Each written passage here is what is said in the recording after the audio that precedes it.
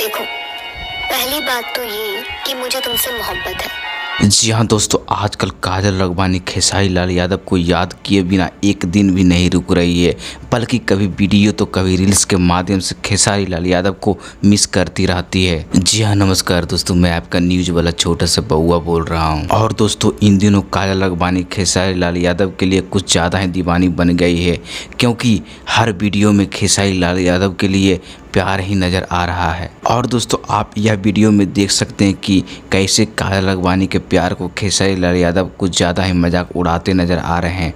और आप वीडियो में देख सकते हैं कि जिसमें किस तरह खेसारी लाल यादव डांस करते भी नज़र आ रहे हैं। लेकिन फिर भी काजल राघवानी लगातार खेसारी के ऊपर मरती जा रही है, क्योंकि काजल राघवानी को खेसारी लाल यादव से ज़्यादा ही प्यार हो गया है। दोस्तों ऐसे में खेसारी लाल यादव को क्या करना चाहिए, हमें कमेंट करके ज़रूर बताइएगा।